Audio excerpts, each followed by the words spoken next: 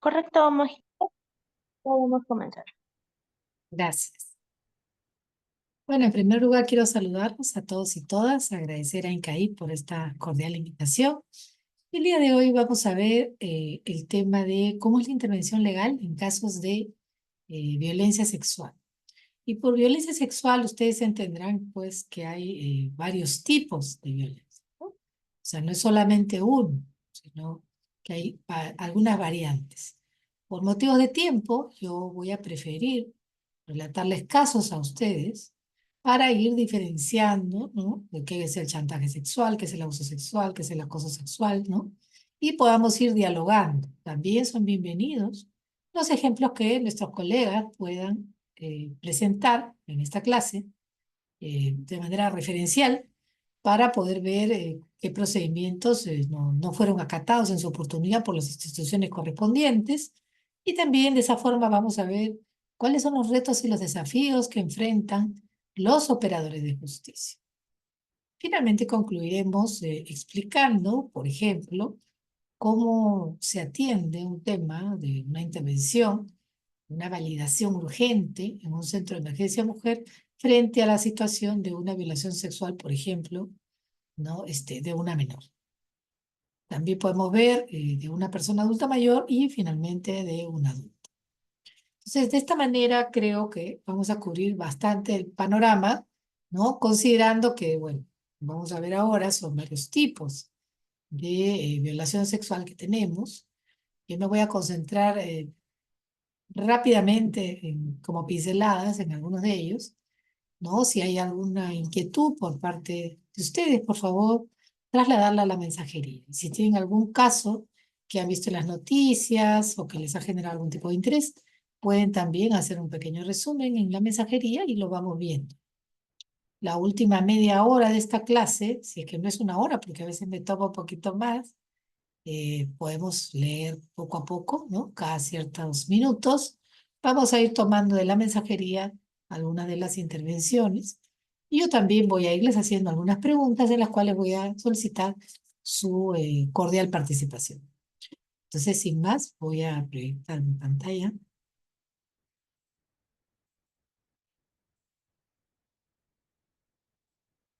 Me avisan, por favor, si están pudiendo ver la presentación.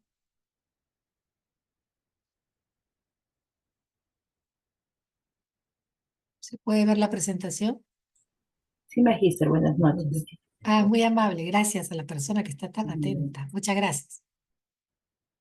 Entonces, miren, la intervención legal en casos de violencia sexual. Muchos abogados tienen prácticas que están referidas al anterior Código de Procedimientos Penales. Hoy en día ya ustedes saben que el nuevo Código procesal penal ya está vigente. eh, Todos nos estamos acostumbrando a este código, ¿no? Ya tiene su tiempito, pero de todas maneras todavía nos encontramos con algunas personas que continúan, vamos a decir, con los criterios o la manera de ver eh, el tema de la violencia sexual todavía con algunos, vamos a llamarle rezagos, ¿no? De procedimientos anteriores. Entonces, estos rezagos traen como consecuencia algunas confusiones, tanto para la víctima como para los operadores. Finalmente, el magistrado se encuentra con que a veces el expediente que le llega no está completo, que acusar a una persona, por ejemplo, de una violación sexual a un menor de 7 años, que va a involucrar una pena de cadena perpetua, no es tarea sencilla. Entonces, aquí juega un papel muy importante la cadena de custodia, pero eso lo vamos a ver un poquito más adelante. Entonces, miren, vamos decantando, ¿no? Nosotros hemos visto, ¿no? Que la ley 3364 nos habla de manera declarativa, ¿sí? Sobre que se ha ampliado el reconocimiento a 21 modalidades de violencia y diferencia estas violencias hacia grupos poblacionales de especial vulnerabilidad. Me ha señalado que son 3. ¿Quién es el encargado de determinar cuáles son grupos poblacionales vulnerables? Solamente el Ministerio de la Mujer. Por eso se llama Ministerio de la Mujer y Poblaciones Vulnerables. Dentro de estas poblaciones vulnerables se ha señalado que son niños, niñas, adolescentes, personas adultas mayores, ¿ok? y personas con discapacidad. Específicamente ha señalado estas tres. Y también sabemos que en el Código Penal está el agravante de las personas en estado de gestación. Entonces, podríamos decir que, bueno, el Código Penal es anterior, ¿no es cierto? Y el estado de gestación ya no se atenta contra el bien jurídico vida de una persona, sino de dos. Recordemos que ahora la condición del concebido, ¿no es cierto?, ha subido varios escalones desde la última ley que se ha promulgado.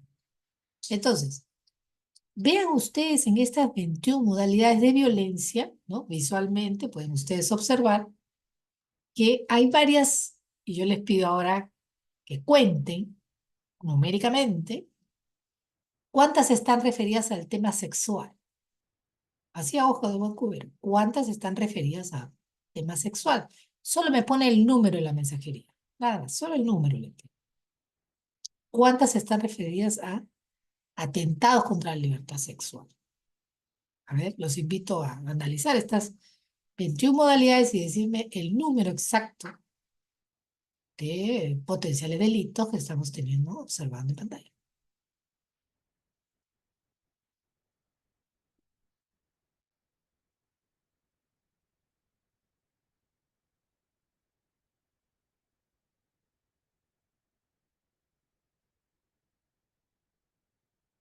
A ver, vamos a mirar las participaciones de ustedes. Terminamos de contar todavía. Muy rápido, creo. Muchas gracias por esa bienvenida que me dan. Gracias. A ver, ¿cuántos vamos? Puede ser, pueden decirlo en voz alta también. ¿Cuántas modalidades de violencia basada en género tenemos aquí? ¿Ok? Que están dirigidas contra las mujeres. A ver, hay una sola respuesta. Somos 16 personas aquí.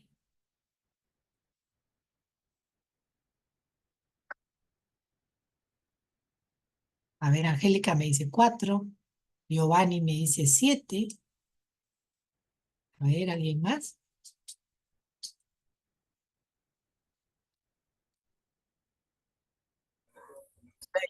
Seis. Muy bien, aquí no sé qué persona ha señalado 6, pero está muy bien encaminado. Ok, 4 no son, 4 es muy poquito. Ok, nuestro amigo Giovanni ha dicho 7. Entonces, miren, vamos desde la primera línea hacia las otras. Nos pasa la diapositiva, ya, listo. Miren, trata de personas con fines de explotación sexual. Está dirigido contra niños, niñas, adolescentes, básicamente, y algunas personas adultas mayores. Acoso sexual en espacio público. Está dirigido contra mujeres, básicamente, en todo su ciclo de vida. Violencia en los servicios de salud sexual y reproductiva, dirigido específicamente contra las mujeres, enfocado en violencia obstétrica. ¿Ok? Es en el momento que la mujer va a dar a luz, está siendo afectada en alguno de sus derechos por el maltrato de los operadores de salud.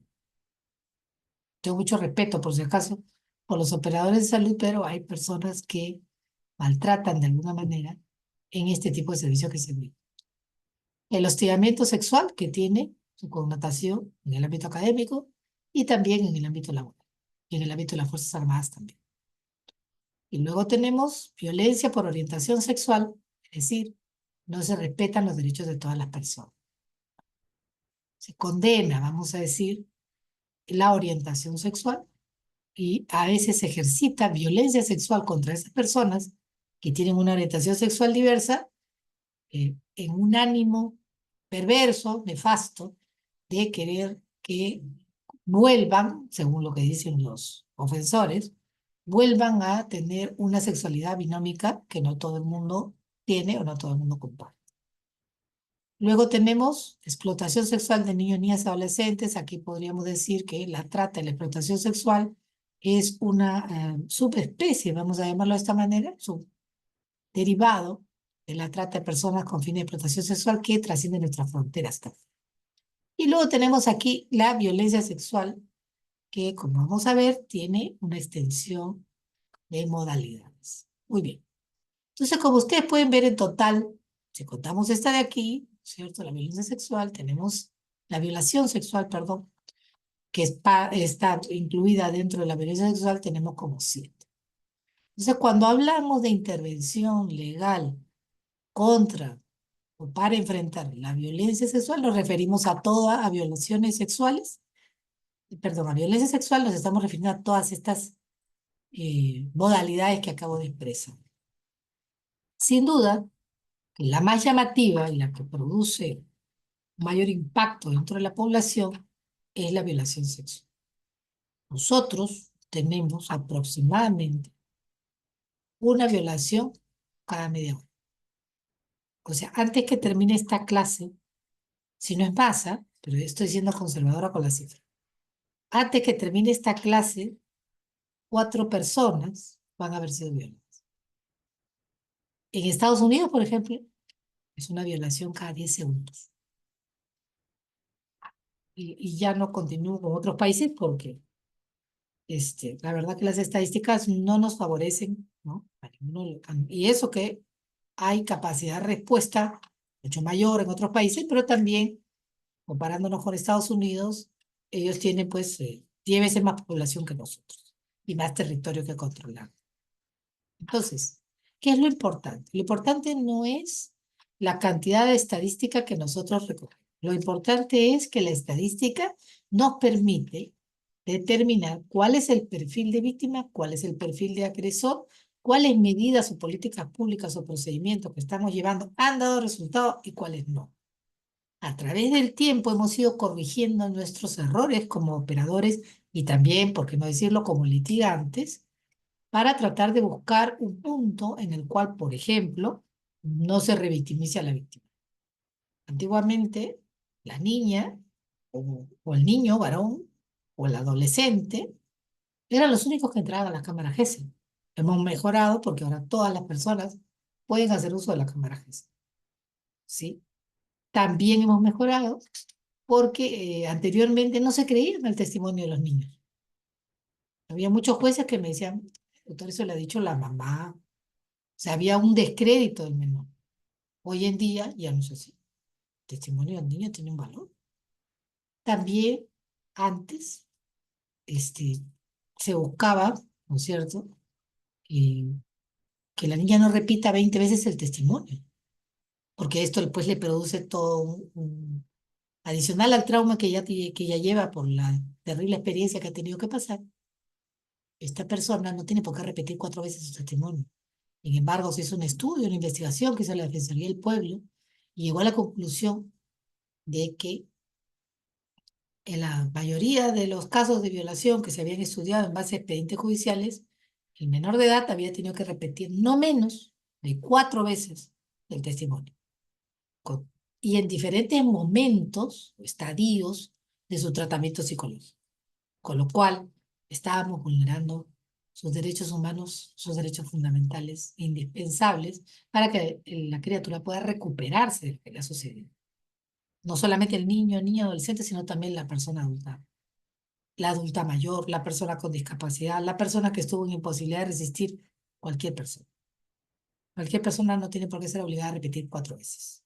Entonces, como digo, hemos ido mejorando.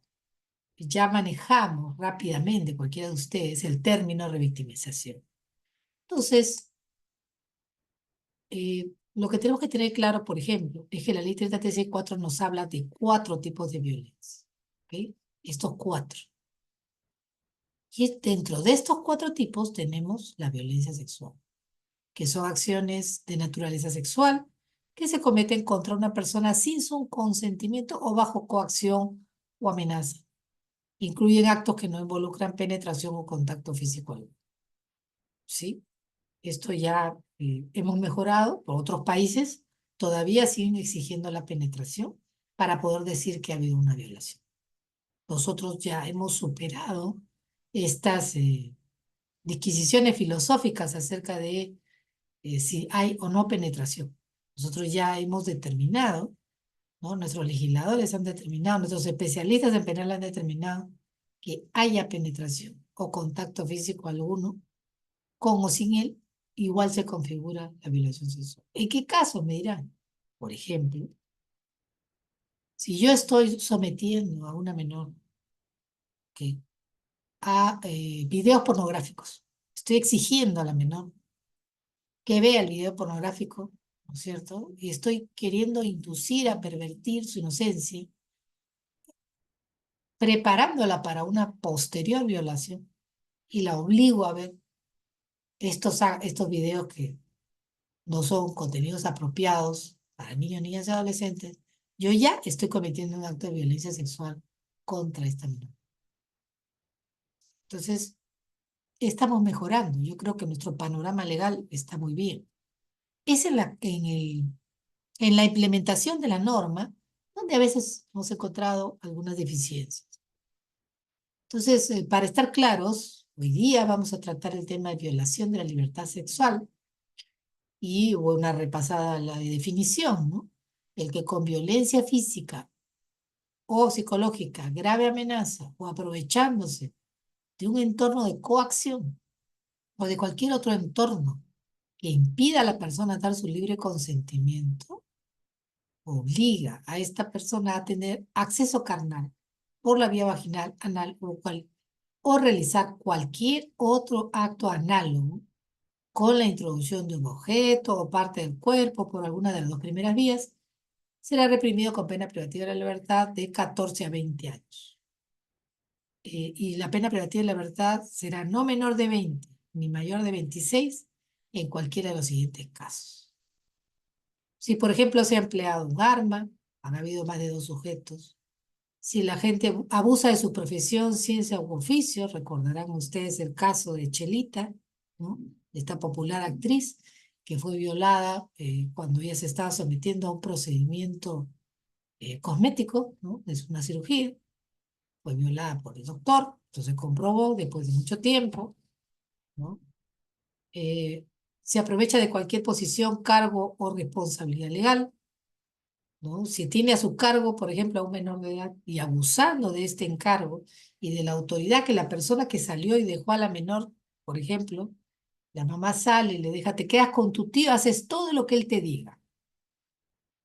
Le ha conferido una autoridad al tío. Y el tío, como digo, pues somete a la menor a ciertos espectáculos inapropiados para su edad o, ¿no es cierto?, tiene algún tipo de acercamiento que invade su libertad sexual, obviamente sin su consentimiento. Si el agente aprovecha su calidad ascendiente o descendiente, ya sea por consanguinidad, adopción o afinidad, esto es un traslado, ¿ok?, de el parentesco establecido en la ley para erradicar, no prevenir, sancionar y erradicar la violencia contra la mujer y los integrantes del grupo familiar. Aquí en este punto se han trasladado el grado de parentesco, ¿no?, que está establecido en esa norma. También si es cometido por algún líder espiritual, ¿no es cierto?, que tenga cierta ascendencia sobre la víctima. También si la gente tiene cargo directivo, es docente, auxiliar o personal administrativo en el centro educativo. Aquí hay un protocolo especial, es el protocolo de convivencia escolar, ¿no es cierto?, que busca armonizar las relaciones entre la comunidad educativa, que incluye al director, los padres, incluye a los profesores, o sea, los docentes, y también incluye a los niños. Y tiene un acápite en el cual, frente a estas situaciones, ¿no?, que pueden producirse, solo cabe, ¿no es cierto?, la denuncia por parte del director. Lo vamos a ver con mayor abundamiento en un casito. Entonces también, si hay una relación proveniente de un contrato de locación de servicios o una relación laboral con la víctima, o si la víctima es trabajadora del hogar, cometido si la violación de la libertad sexual se ha cometido por algún miembro de las Fuerzas Armadas, basta que sea un representante del Estado para que haya un agravante adicional a lo que estamos observando. Máxime aún si la persona pues no tiene la capacidad física, no hay un abuso por parte de un miembro de cualquier Fuerza Armada, serenazgo, policía municipal o vigilancia privada o servidor público en general. Si la gente tiene conocimiento de ser portador de una enfermedad de transmisión sexual grave, aquí este agente que puede ser portador de una enfermedad de transmisión sexual grave sabe que está condenando a la muerte a la otra persona. Lo sabe. Sabe que porta la enfermedad y ha decidido compartir su desgracia, vamos a decir, pues una desgracia estar con un tema de esta naturaleza. Estoy hablando específicamente del VIH, y ha decidido de manera completamente egoísta e irresponsable violar a las personas, ¿no? Y sabiendo que les puede contagiar el VIH. Si la gente a sabiendas comete la violación sexual en presencia de niño, niña, adolescente. ¿Por qué en presencia? Aunque no sean ellos las víctimas directas, son víctimas indirectas. Porque están apreciando un espectáculo, vamos a decir un delito, en primera fila, para el cual su inocencia, su mentalidad, su psiquis no está preparada para observar, menos para experimentar.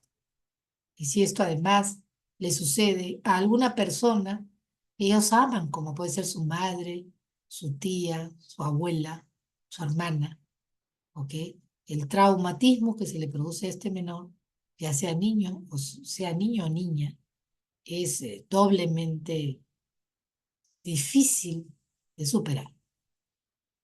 Entonces, también, si la violación se realiza con empleo de arma, por dos o más, perdón, voy a adelantar, me equivoqué. Si la víctima se encuentra en estado de gestación, ya lo había comentado, ¿no? En el estado de gestación atentamos no contra una vida, sino contra dos. Hay agravante en el caso de que se produzca la muerte de la persona.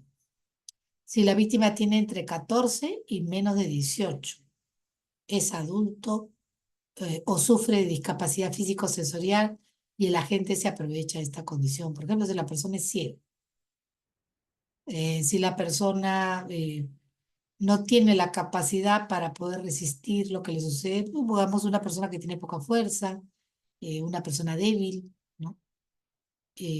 Una persona con síndrome Down, ¿no? Que no tiene la capacidad para darse cuenta de lo que le está sucediendo, ¿no?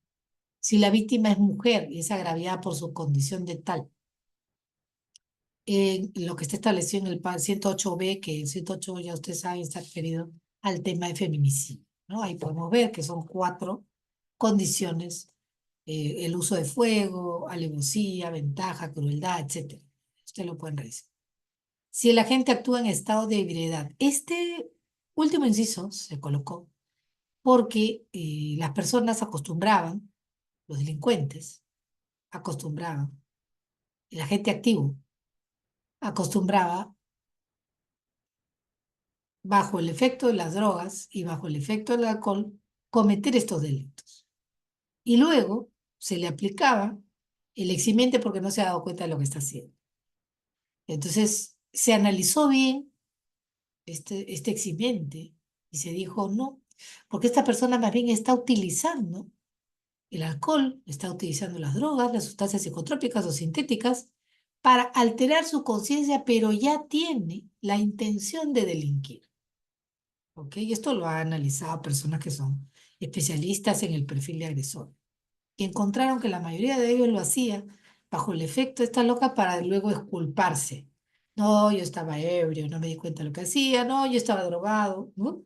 Y de esa manera se eximían de responsabilidad. Entonces dijo, no, no se les va a eximir de responsabilidad, ¿no? Porque estamos promoviendo, por decirlo de alguna manera, cuando no existía este inciso, estamos promoviendo que las violaciones se produzcan precisamente bajo estos efectos. Estamos promoviendo que la gente consuma droga, consuma alcohol o haga mezclas extrañas para eximirse, ¿no? Y eso no está siendo justo ni adecuado para este delito. Más bien estamos perjudicando a la víctima que ve insatisfechas sus pretensiones de justicia. Y por eso se incluyó e inclusive se puso aquí 0.5 gramos por litro, ¿no? O sea, hay un tope. Delitos contra la libertad sexual, ¿no? Y aquí tenemos varios. O sea, la violencia sexual no se comete de un solo modo, ni tampoco tiene un solo perfil. Con el paso del tiempo hemos ido ampliando la variedad de circunstancias en las cuales se puede cometer un atentado contra la libertad sexual. En primer lugar, tenemos la violación sexual de personas en estado de inconsciencia o en la imposibilidad de resistir. Por ejemplo, una persona parapléjica. Sencillamente no puede resistirse a cualquier situación que pueda darse dentro de una clínica, ¿cierto? O una persona mayor que no tiene fuerza, ¿no? Etcétera. O aquellas personas que ustedes han visto, varios casos, lamentables, en los cuales inclusive han filmado la violación y la han subido a redes, donde la persona ha sido puesta en estado de inconsciencia a través de una droga que le han puesto en la copa que bebía, en una discoteca. Yo recuerdo claramente, hasta el día de hoy tengo las imágenes, porque fueron transmitidas por redes, de una señorita a la cual le invitan una copa en una discoteca, y luego 3 sujetos la violan cuando ella se encontraba en estado total de inconsciencia. Y además tienen el atrevimiento de compartir, vamos a decir, estas imágenes. Entonces, en ese caso, por ejemplo, la persona no se da cuenta ni siquiera de lo que le está sucediendo. Violación de persona en incapacidad de dar su libre consentimiento. Claro, todas las violaciones sexuales que ocurren en donde la persona no puede dar su consentimiento, el Estado, la ley, la norma, la justicia va a interpretar que tal consentimiento nunca existió. Es así como lo estamos viendo. Violación sexual de menor de edad, eso no nos interesa si ha consentido o no. ¿Ok? Si el menor de edad de entre 14 y 18 dice, no es mi enamorado de 33, ¿ok? O es mi enamorado de 45, o es mi enamorado de veintitantos, a nosotros lo que nos va a importar es usted ha tenido relaciones sexuales con un menor de 18, punto. La pena es tanto.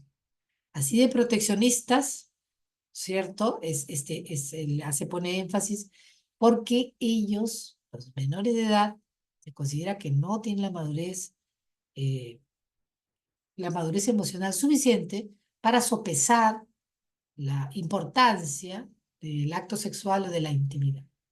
Sin embargo, hay varias corrientes que señalan que el acto sexual sí puede darse y es natural, no hay por qué sorprenderse, ¿no? Cuando el menor de 14 tiene relaciones sexuales con su, vamos a llamarla enamorada, novia, la chica que le gusta, de 13.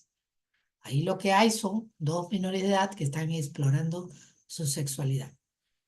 Podemos estar o no de acuerdo con estas prácticas a estas edades, podemos estar o no de acuerdo con la iniciación temprana, la iniciación sexual temprana en el Perú, pero lamento informarles que vamos a decir, el inicio del despertar sexual de nuestros jóvenes, de nuestros adolescentes peruanos, que antes estaba rondando los 13 y los 14, ahora está llegando a los 12. ¿Ok? Entonces, ahí no diferenciar ello, ¿ok? Y para lo cual también tienen derecho a solicitar información. Y es importante que tengan educación sexual para que puedan curarse de una eventual situación de embarazo, eventual situación de contagio de alguna enfermedad venérea. Entonces es importante, por eso, que en todo colegio, y que también los padres en casa, den educación sexual a sus hijos menores de edad. Otro es el caso, como digo, de las violaciones sexuales en donde quien ha cometido, el agente activo, es un adulto, el agente pasivo es un menor. Luego, si además de esa violación sexual tenemos que esta ha sido precedida ha tenido como consecuencia la muerte del menor de edad o una lesión grave, ¿ok? Entonces, en este caso, bueno, este es uno de los delitos más execrables, ¿no? La violación de un menor de 3 meses de edad. Un caso que se dio en Yurimaguas, que también salió en la televisión, en el cual nadie le quería hacer el examen médico legal a la criaturita. Y fueron a un pueblo, y en ese pueblo dijeron, no, aquí no le podemos hacer el examen porque yo, que soy el médico legista encargado, a mí nadie me ha capacitado para realizar a una criatura. Menor de edad, sí, pero no menor de edad, bebé. No tengo ni idea de cómo hacerlo. Voy a terminar haciendo un daño al niño. Por favor, llévenlo al siguiente pueblo. Llegaron hasta Bagua. Y bueno, ahí finalmente el médico que estaba de turno dijo lo mismo. A mí no me han capacitado para hacer este examen. Y fue el director del hospital quien, haciendo escala de su expertise médica, dijo, yo sí estoy capacitado, yo voy a hacer el examen. Hizo el examen, con las mismas nos regresamos a Yurimaguas, en donde lo condenaron porque lo atraparon en flagrancia. Hay que felicitar al juez, hay que felicitar a la abogada del SEM, hay que felicitar a la señora fiscal. Nadie se retiró de la sala donde se estaba llevando a cabo la audiencia hasta que nosotros regresamos, como 2 o 3 horas después. Mientras tanto, no se movían de ahí porque afuera, la comunidad en donde había sucedido esta situación había venido armada y estaban esperando en la puerta. Esperaban una justicia, ¿no? Y bueno, esto tuvo cobertura de prensa, etcétera, ¿no? Pero se logró que en el día se atendiera este caso, dentro de las 24 horas, y al señor se le dictó la sentencia en ese momento. Y ese es un gran logro que tiene este nuevo código. Y hay que saludar, hay que aplaudirlo, porque cuando las cosas se hacen bien, cuando hay voluntad, y también todos los operadores hacen su parte, funciona. Pero claro, eh, no todos están capacitados. En este caso, los señores del Instituto de Medicina Legal nunca se habían visto frente a un caso así, y bueno, suponemos que con el paso del tiempo estarán mejor capacitados. Violación sexual de personas bajo autoridad o vigilancia, ya lo hemos comentado, es cuando una persona adulta se tiene a su cargo, por ejemplo, a un menor de edad, por ejemplo, al pupilo, por ejemplo, al estudiante, ¿no? También podría ser. Violación sexual mediante engaño, ¿no? En estos casos, la persona es coaccionada, ¿no?, en su libertad sexual, pero se ha producido algún tipo de engaño, algún tipo de mentira, algún tipo de argucia, algún tipo de astucia que ha desarrollado el violador para engañar a esta persona a la cual está agrediendo. También tenemos otras versiones que ya no son violación, sino por ejemplo tocamientos, perdón, actos de connotación sexual o libidinosos sin consentimiento de la persona que lo sufre, y también lo mismo, pero en agravio de menores. Luego tenemos el acoso sexual y el chantaje sexual. En el acoso sexual, por ejemplo, la última modificación ya incorpora acoso sexual a través de redes. O sea, no es que ese delito no existe, sí existe. Bueno, luego tenemos otros delitos que ya son otras variantes, como la pornografía sexual infantil y otros, ¿no? La trata de personas, que ya lo hemos visto. Entonces, y el chantaje sexual es cuando una persona tiene eh, imágenes o tiene material, vamos a llamarlo de esta manera, documentado, ¿no?, de alguna actividad sexual íntima que ha podido tener una persona y chantajea a otra, con no subirlo a las redes, o exige, de alguna manera, a cambio de, por ejemplo, la pensión alimenticia, ¿no? Chantajea sexualmente a la otra persona para que tenga relaciones sexuales con ella a cambio de que le dé la pensión alimenticia de sus hijos.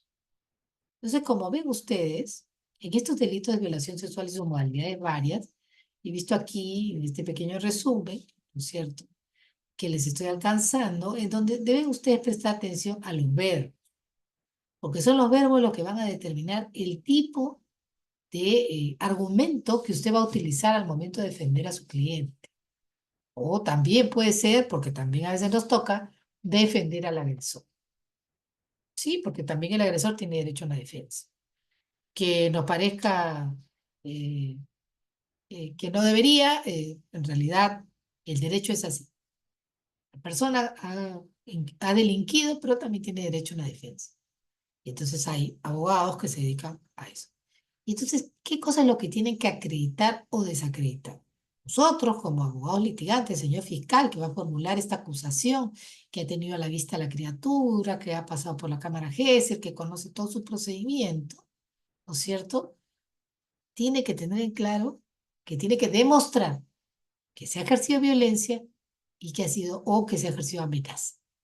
Y a través de ello, la persona, el agresor, vamos a decir, el agente activo del delito, porque hay agente activo, agente pasivo, y el agente activo del delito ha logrado tener acceso carnal con la víctima. Entonces, ¿qué tengo que probar? Dos cosas: que hubo violencia Quizás la víctima pues tiene golpes, ¿no es cierto? Arañazos, heridas defensivas, ¿no? Se ha hecho así para evitar ser golpeada quizás, ¿no?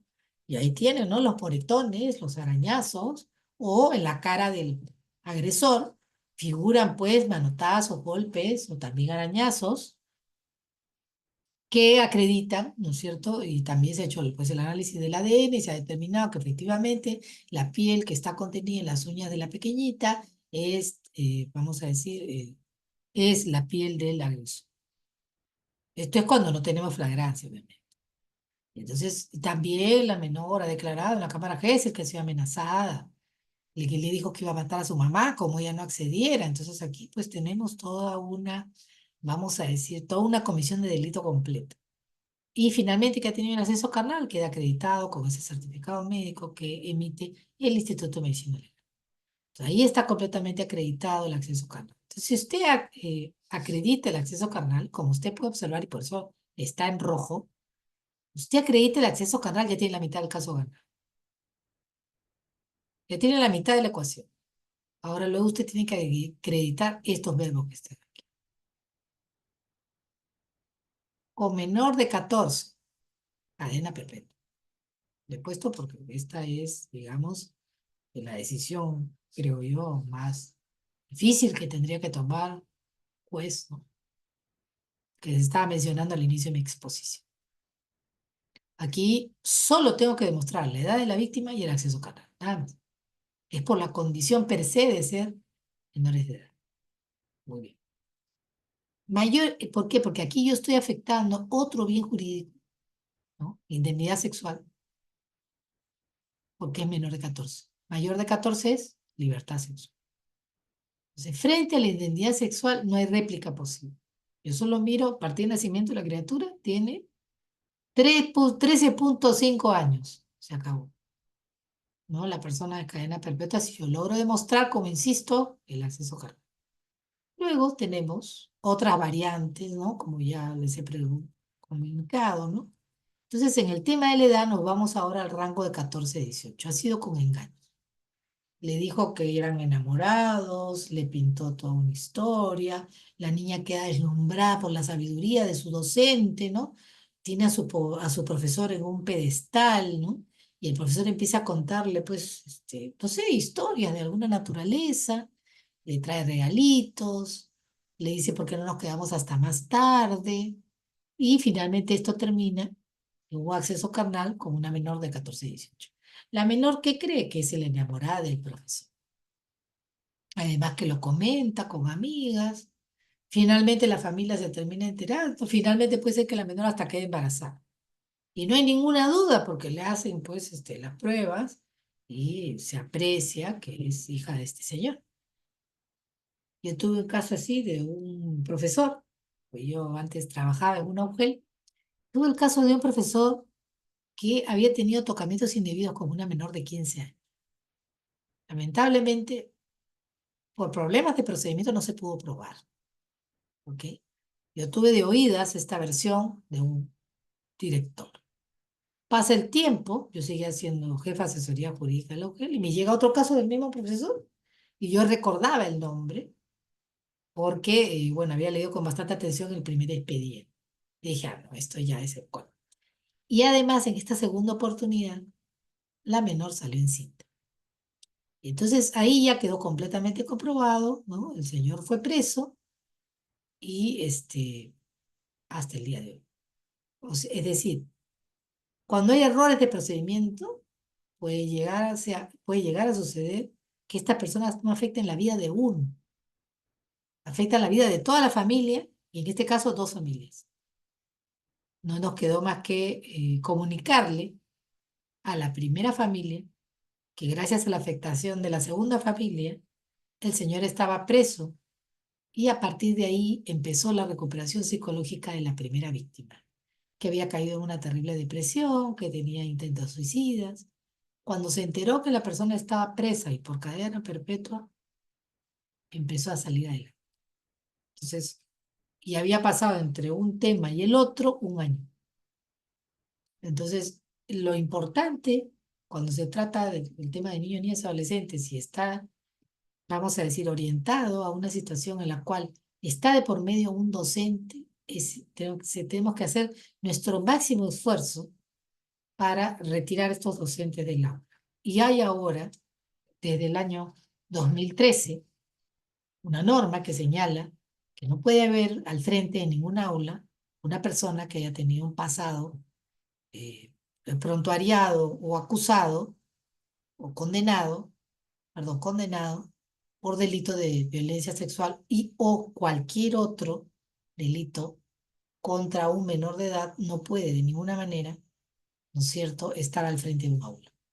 Esto que nos parece tan obvio no estaba legislado y había muchos docentes que se reincorporaban luego de cumplir sus penas por violación sexual, aunque usted no lo crea.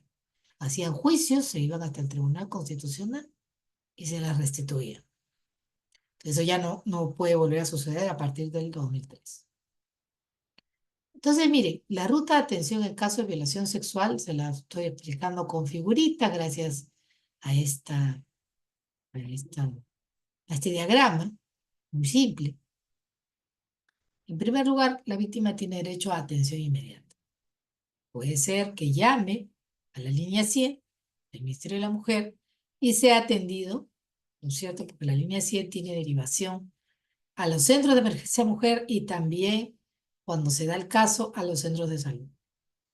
Y también puede el adolescente o el joven hablarnos a través del chat 100, ¿no? Entra, pone chat 100, ingresa y empieza a hacer preguntas. A mí me ha pasado tal cosa, yo no sé si esto es violación o no, yo no sé si me están abusando o no, yo no sé si esto es tocamiento indebido o no, por favor dígame. A mis papás no les puedo preguntar nada, me da vergüenza, o creo que estoy embarazada, pero tampoco lo sé porque no entiendo muy bien cómo funciona esto. Por favor, explíquenme. Entonces se va orientando a los adolescentes y los jóvenes que a veces tienen dudas cuando son novios acerca de si se está abusando psicológicamente de ellos, si se está perpetrando sobre ellos algún tipo de chantaje sexual, porque no logran comprender a veces lo que les está pasando. Entonces en el chat 100 contestan puro psicólogo. En la línea 100 también psicólogos infantiles, pero también abogados. Entonces los centros de emergencia mujer tienen protocolos de referencia y contrarreferencia para que las personas puedan realizar su denuncia. Pueden acercarse a los centros de emergencia mujer, se les va a brindar asesoría legal, ¿okay? Asistencia social, y le van a acompañar durante todo el proceso hasta el final y también asistencia psicológica. Se le acompaña a la persona a la comisaría. Tenemos centros de emergencia mujer también dentro de 100 comisarías en Lima y provincias. Y en la comisaría, bueno, la persona va a efectuar su denuncia, asesorado por su abogado que ha traído del SEM.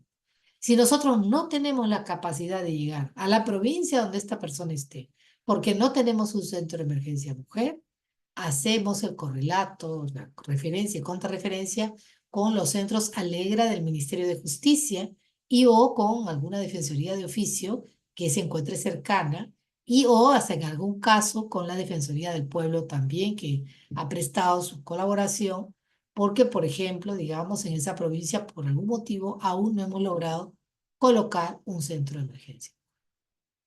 Luego de que el comisario, la policía hace su trabajo, supongamos que la menor, el adolescente o la adulta señala que Juan Pérez es su violador y que Juan Pérez ella ha salido así, medio vestida, envuelta en una sábana y ha logrado huir de su violador, ¿no es cierto? Como efectivamente sucedió en un caso que la prensa registró en que la víctima llegó en sábana a la comisaría, identificó a su violador, la policía fue y lo capturó de manera inmediata y el Ministerio Público ordenó la prisión preventiva, ¿no? Bueno, finalmente el Poder Judicial lo condenó porque las pruebas y los indicios estaban completos, no faltaba ninguno. Entonces, en una denuncia, estos son los intervinientes. Okay. Luego, que estamos en este proceso, en esta denuncia ya la tenemos al frente, y el proceso legal es primero el análisis médico-legal. Y aquí hay que tener mucho cuidado con la preservación de las pruebas. ¿Ok? Han habido casos sospechosos, por decirlo de alguna manera, en los cuales se perdió, la evidencia se perdió. Iba caminando la evidencia de la clínica hacia el lugar donde tendría que haber sido custodiado y nunca llegó, ¿no?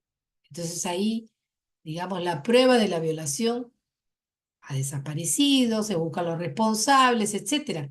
Sí, pero nos quedamos sin probar la violación. Y eso no pasa en un caso, pasa en varios, por problemas de custodia, de cadena de custodia de las evidencias. Entonces, hay protocolos para eso. Hay protocolos de salud hasta policía, de policía hacia fiscalía. Hay protocolos, ¿no? Es cuestión de hacerlos lo mejor posible y supervisar. Entonces, también esa es una parte, ¿no? Vamos a decir, la muestra física, ¿no? El material genético que se ha podido rescatar del tema de la violación. Luego tenemos la entrevista en cámara GES, que como digo, ahora es para todos. Todos los casos de violación sexual deben pasar por cámara GES. Pero ahí tenemos algunos desafíos. A ver, yo los invito a que me digan un número del 15 al 40. Ustedes proyecten, imaginen, 33 millones de peruanos, ¿ok? 24 departamentos, 24 regiones que tenemos. Ahora, dígame, ¿cuántas cámaras GES cree usted que hay a nivel nacional para atender a nuestra población? Dígame un número, entre 15 y 40. A ver, yo los invito a elaborar qué se les ocurre a ustedes.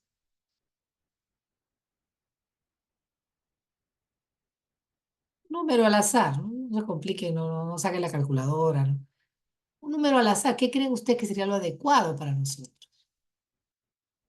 A ver, Indira me dice 5, Mónica me dice 6, Angélica me dice 5. Ah, no, perdón, aquí estamos. Susan me dice 20. Susane Torres. Mónica Villegas me dice 108. Ok, Giovanni me dice 15.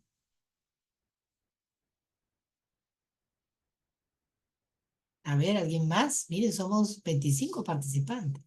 Mariluz me dice como mínimo 30. Angélica me dice mínimo 25.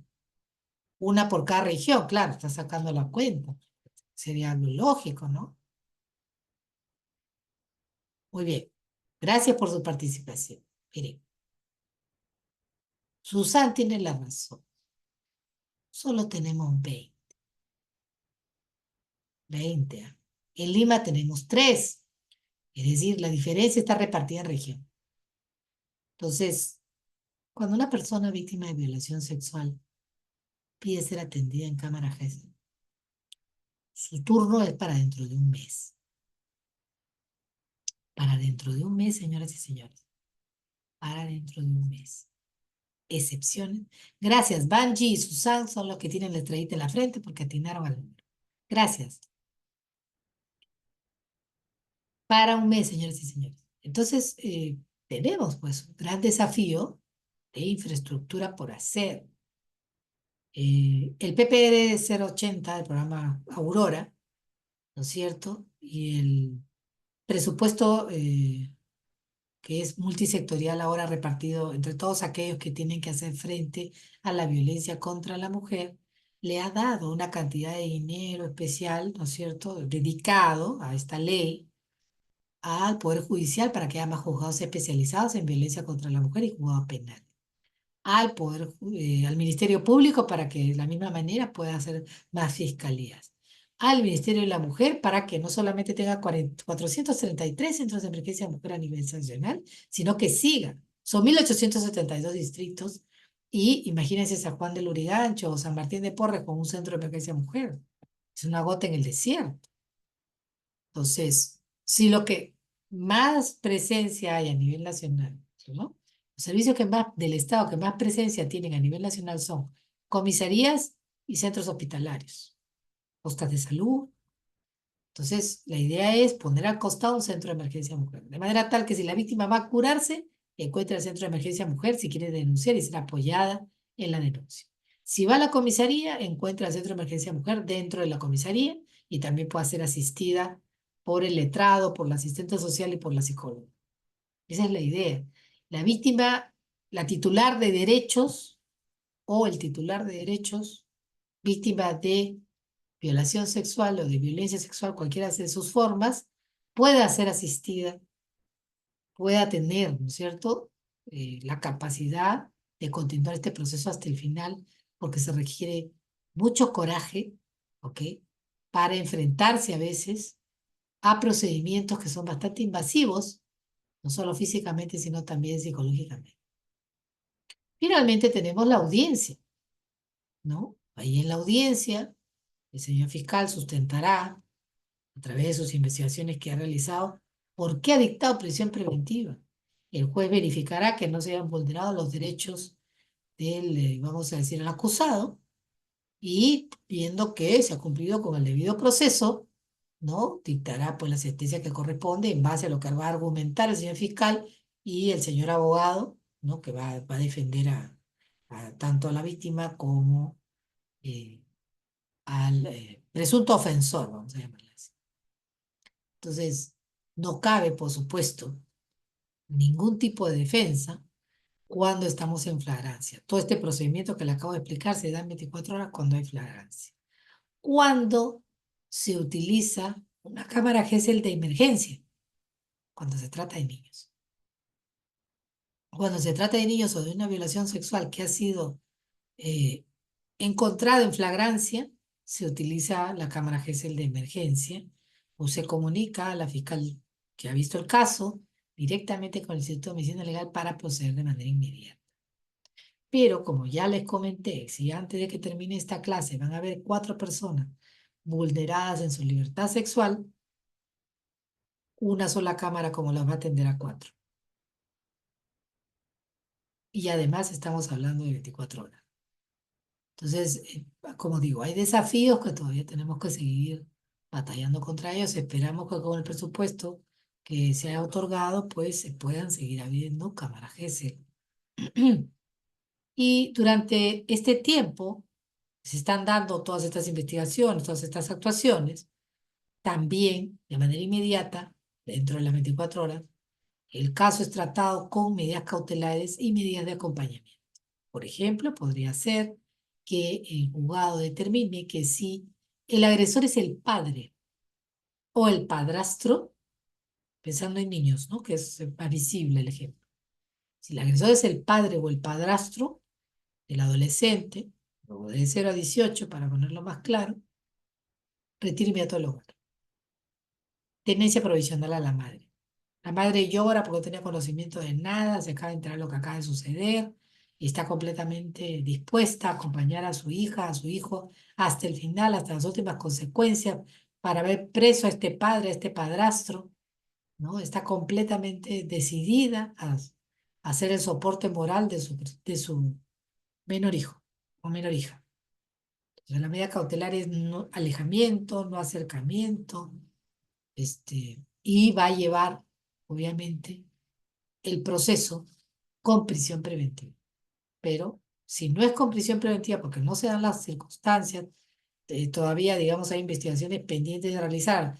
La fiscal no ha encontrado todavía elementos periféricos de corroboración o no tiene muy claro lo que ha declarado la menor, quizás no ha sido suficiente o le están faltando evidencias, por lo menos no se le va a poder acercar. No puede contactarla por ningún otro medio. Se tiene que retirar del hogar. Es decir, trata de blindar a la víctima. Además, está la protección por parte del serenazgo, por parte de la policía. La policía primero, el serenazgo, en caso que la policía no tenga la capacidad para llegar, digamos, de manera pronta a poder proteger, ¿no? Por eso nos blindamos utilizando el apoyo del serenazgo por cada distrito. Adicionalmente a ello, ella tiene un acompañamiento psicológico. Se le explica primero a la madre, ¿no?, a la persona que está acompañando, al esposo doliente o a la esposa, o a quien se encuentra en la circunstancia, se le explica, mire, el procedimiento es todo esto. Sabemos que es difícil, sabemos que puede demorar, ¿ok? Le vamos a acompañar durante el procedimiento. Y esto, aunque ustedes no crean, tiene mejores resultados que dejar que la persona transite sola. porque base a los estudios nos dimos cuenta que personas que no eran acompañadas en el proceso dejaban la denuncia a medias. No terminaban las investigaciones, perdían interés y a veces eran hasta víctimas de una segunda violación. Entonces, para evitar nuevos hechos de violencia, el acompañamiento es importante, pues no solamente es un acompañamiento a la víctima, sino a la vez también es un acompañamiento y supervisión de la labor que realizan los otros operadores de justicia. Y eso es lo que hace el equipo del Centro de Emergencia Mujer. A su vez, también este equipo del Centro de Emergencia Mujer está haciendo su labor supervisada por el fiscal. El fiscal le va a decir, ¿dónde está el informe social aquí? Que no me ha traído el informe social, denme una copia del informe social. Y obviamente se le tiene que brindar porque es un pedido del fiscal. Y si no lo quiere brindar, pues entonces el señor juez ordenará que se lo den y se lo tendrá que dar. ¿Ok? Igual, el primer informe psicológico que le hicieron a la señorita cuando llegó, por ejemplo, llegó primero al Centro de Emergencia Mujer. Antes que hable la menor, por favor, no hable. La vamos a acompañar a la comisaría. Usted no va a declarar 2 veces. Al comisario o el policía que le atienda, usted no va a declarar nada hasta que llegue la fiscal de menor. La fiscal que esté de todo. No va a declarar, porque si no haríamos que la niña declare 2, 3 veces. Pero la niña logra decir cuando se le pregunta, ¿quién ha sido? Y estamos delante de los 24 horas. Ha sido mi papá, ha sido mi tío, ha sido mi hermano, ha sido mi primo o ha sido un desconocido. De eso sí, las que son muy pequeñitas no, pero quizás las que están un poco más grandes, sí logran identificar a su agresor. Entonces la policía tomará acción inmediata para capturar. Entonces, resumiendo, las instituciones competentes para estos momentos de la denuncia son la comisaría, la fiscalía y finalmente ya con la sanción, el Poder Judicial. Algo que a veces no se dice, que puede parecer obvio, pero no se requieren documentos para la denuncia, tampoco se requiere abogado para la denuncia. En estos casos de delitos de violación sexual o de violencia sexual, no se requiere llevar ni documentos ni abogado. Es más, el mismo niño podría llegar solo a la comisaría, tendríamos que atenderlo. Yo tuve el caso así de una colega que me llama y me dice, estoy aquí con un niño y no le quieren recibir su denuncia. ¿Qué edad tiene la criatura? 11 años. ¿Y qué cosa es lo que está denunciando? El menor está denunciando violación sexual por parte del padre. Y no le quieren atender. No, dice que tiene que venir con su abogado. Se le da, por favor, te voy a mandar ahorita por internet, aunque sea tomaré foto para que la persona tenga conocimiento. Parece que el policía no tiene conocimiento de la norma. Pero le mandé todas las fotos y viene mi amiga, me vuelve a llamar y me dice, he hablado con el comisario y me dice que si yo me quedo, va a tomar la denuncia y si yo no me quedo, no le puede tomar y va a tener que esperar el niño aquí sentadito a que venga el fiscal de menor y que Dios sabe para cuándo vendrá porque tienen muchas diligencias. Y entonces, entre la espada y la pared, mi amiga decidió quedarse a la espera del fiscal, a la espera para que el niño pudiera brindar su declaración. Y yo le dije, mira, dime en qué comisaría estás para enviar a una persona del Centro de Emergencia Mujer. Y bueno, era la comisaría de Surco, fueron, ¿no? Y encontraron al menor, la unidad de protección especial de niños, niñas y adolescentes se apersonó. Finalmente el niño esa noche durmió en casa de su abuela, a la que pudieron ubicar, a la que pudieron llevar a la comisaría para que estuviera acompañando a su hijo, porque la mamá resultó ser una madre negligente que permitió los hechos y no defendió a su menor hijo. Entonces el niño ya no quería volver a su casa y obviamente se fue a vivir con la abuelita, ¿no? El fiscal escuchó su exposición, atraparon a la persona, todo esto pasó en el transcurso de 4 o 5 horas, atraparon al padre, fue preso finalmente, como el niño tiene 11 años, cadena perpetua. Entonces, estos son casos en donde el resultado es feliz, ¿no? Yo quiero animarlos a ustedes a seguir investigando, ¿no? No todos los casos han tenido resoluciones en ese sentido. Entonces, un poco como resumen, la denuncia es directa en la comisaría, en la fiscalía o juzgado sin necesidad de certificados. En la investigación, la fiscalía va a iniciar la investigación tras la denuncia y en caso de delito flagrante. Para las evaluaciones hay que acudir al Instituto de Medicina Legal, no hay otras alternativas. También puede ser alguna división, vamos a decir así, puede ser el MINSA o puede ser algún establecimiento de salud del Estado en donde se realice con el mismo protocolo establecido para estos exámenes, protocolo establecido, aprobado por ley, la guía médico-legal que tiene el Instituto de Medicina Legal. Pero como señalé anteriormente, solo tenemos 20 cámaras GESELS a nivel nacional y la espera es de un mes. Estos son los últimos datos. Dios quiera que hayan más, ¿no? Que sigamos creciendo en infraestructura. Las medidas de protección las puede dictar el juez o jueza en el máximo de esas 24 horas, como retiro de la persona del sola del domicilio y la prohibición de acercamiento y comunicación. Sanción. Al finalizar la investigación, el juez o jueza penal va a determinar la sanción para la persona agresora. ¿Okay? Hasta aquí, a ver si tienen alguna pregunta, alguna reflexión que quieren hacer, algún comentario, ¿no? Lo pueden hacer en voz, puede hacer uso de la palabra, o en caso contrario, ponerlo en la mensajería. ¿Sí? ¿Ok? Profesora, buenas noches, disculpa.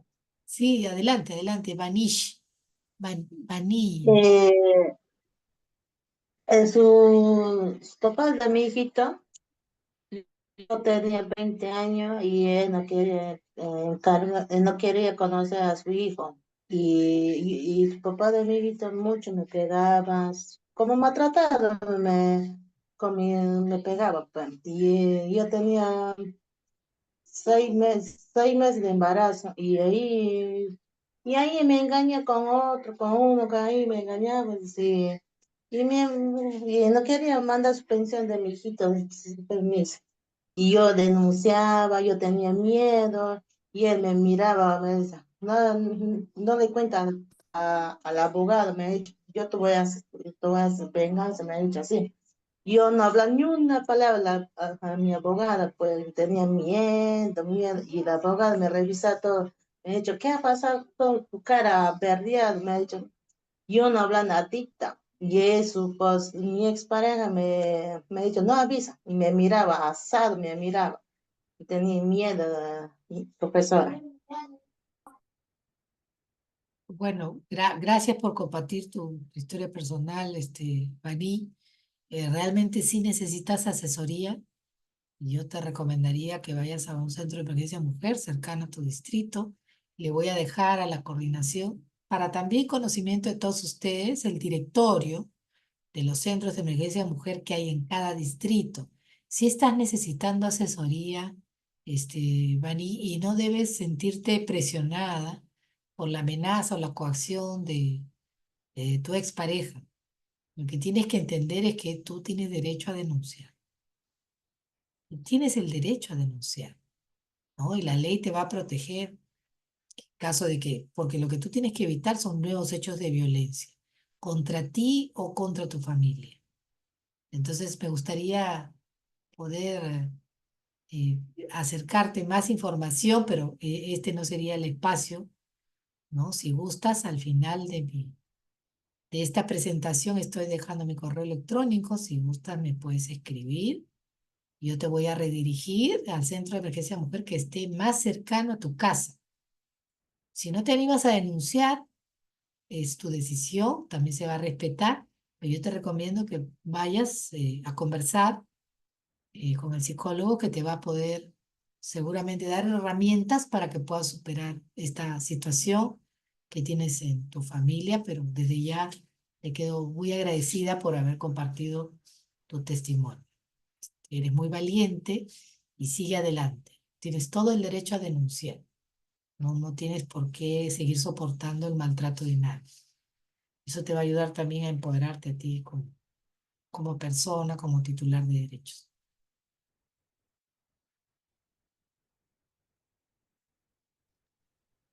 A ver, Joel Llanos nos pone otro caso a todos y todas los que estamos aquí. Dice, en el supuesto de que dos adolescentes, ella de 16 y él de 17, han tenido acceso carnal con el consentimiento de ella, se da en la zona rural. Los padres de ella pueden consentir y sugerirle convivir con él. Yo sé a qué te estás refiriendo. En el área rural hay costumbres, usos y costumbres que también se respetan, que también están contemplados en el Código Penal, como el servinacui o la convivencia previa antes del matrimonio. Eso lo conocemos. Si las personas deciden tener relaciones sexuales y las dos personas hay consentimiento, y las dos personas son menores de edad, eso no es violación. Eso no es violación, no hay ningún problema. Son un par de adolescentes que en uso de su libertad sexual han decidido iniciarse sexualmente juntos. Ahí no hay problema. Tengo un caso en un CEP, deseo hacer mi pregunta de forma verbal. Diana Carolina. ¿Alguien, por favor, le podría, desde la Sí, coordinación, darle micro a la doctora, doctora Acuña? Sí, doctora, ¿me adelante. escucha? Buenas Sí, sí, noches. te escucho. Buenas noches. Gracias, doctora. Doctora, mire, yo tengo un casito particular en uno de los SEM y bueno, bastante preocupada también por la cantidad de cámaras GESEL que tenemos, puesto que justamente tenemos un menor de 11 años que, bueno, se hizo la denuncia hacia el hermano mayor de 18 años por agresión sexual, pero pasó la integridad sexual, pasó felizmente que no hubo defloración y demás, pero posiblemente haya sido expuesto a material pornográfico o tocamientos, ¿no? Le comento ello porque por ser un caso particular, este pequeño también ha sido víctima de violencia física y psicológica por parte del papá, es huérfano por parte de mamá, y bueno, el pequeño tiene 11 años. Lamentablemente, este niño cuenta con un carnet de CONADIS, pero por una discapacidad motora, física, más no por o por un problema psicológico, mental, puesto que el niño se ha mostrado bastante agresivo, bastante violento. Si bien es cierto, se han brindado actualmente las medidas, el pequeño ahora se encuentra no es un CAR, es una aldea infantil, en una aldea infantil, donde también está afectando prácticamente la salud mental de los otros compañeritos, ¿no? De la aldea infantil, puesto que el niño muestra actitudes obscenas, actitudes de violentas.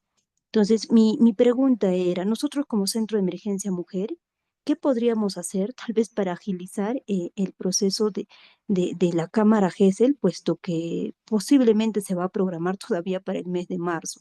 No sé qué me sugiere, teniendo ¿Marzo? más o menos. ¿Más de un Sí, mes? más de un mes, doctora, por eso era mi consulta, ¿no? Porque es lo que nos han comunicado. Entonces, para nosotros es bastante preocupante porque el niño no puede estar en esa aldea infantil. Debería de estar, de hecho, en un establecimiento especializado tal vez, pero nosotros en la región de Pasco, en este caso, no contamos con centros especializados. Entiendo. ¿Y usted ha informado a la central en Lima?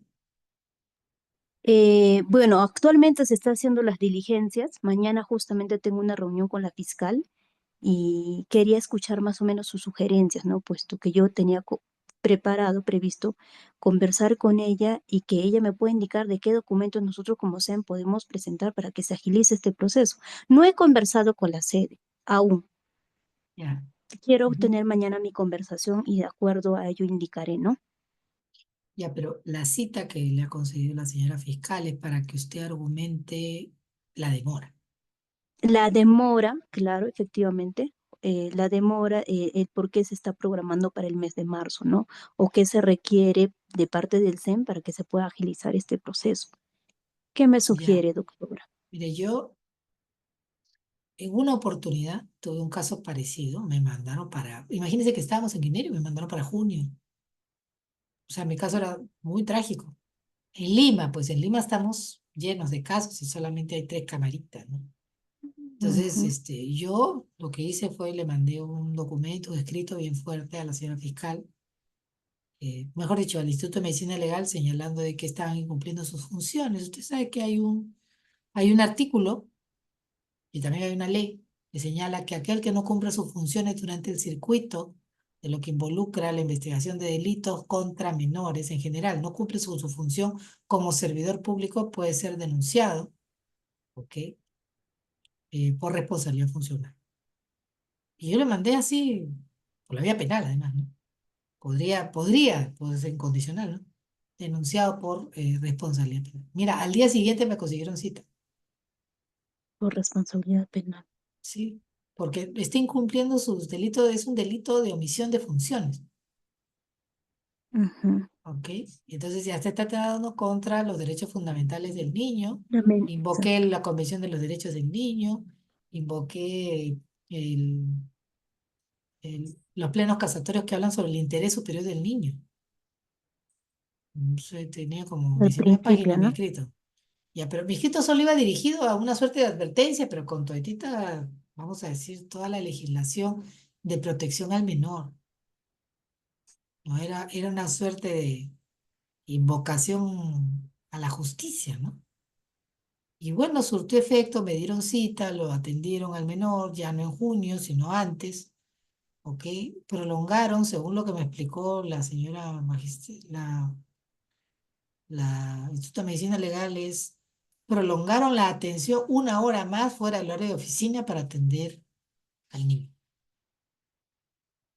Pero eso ha partido, vamos a decir, de una voluntad que ha tenido la persona que opera la cámara, todos los ahí intervinientes, ¿no? Entonces, yo Claro. digo que lo mío fue una excepción a la regla. No sé si eso pueda funcionar, pero sí creo que uno invocando el interés superior del niño, señalando, ¿no es cierto?, el delito de omisión de función, porque eso es lo que están haciendo, Ujú. puede usted tener los resultados que espera. Yo le deseo mucha suerte mañana en su entrevista con la señora fiscal. Quizás ella misma ya le va a sugerir algún camino para que nos lleve al buen puerto de poder atender a ese niño, ¿no? Ahora, con respecto a la actitud agresiva del menor, es una secuela del trauma. Entiendo. Sí, es una secuela del trauma que está estudiada, usted lo puede ver, o casi la agresividad se presenta por la imposibilidad que el niño siente de poder, vamos a decir, la imposibilidad que el niño siente de poder manifestar su enojo frente a lo que le ha sucedido y que nadie le da ninguna explicación. Si no está recibiendo tratamiento psicológico, estamos en falta. Tratamiento psicológico. Sí. Ya. Y eso Muchísimas sí, gracias. y por si acaso, el que no reciba tratamiento psicológico no es responsabilidad sola del Ministerio de la Mujer. Ese caso, el que usted me está escribiendo, es responsabilidad del Ministerio de Salud, de la Dirección General de Salud Mental. Usted puede pedir el apoyo ahí porque ya es un caso que, vamos a decir, excede lo que puede ser el aprendizaje de un psicólogo de un SEM. Exacto.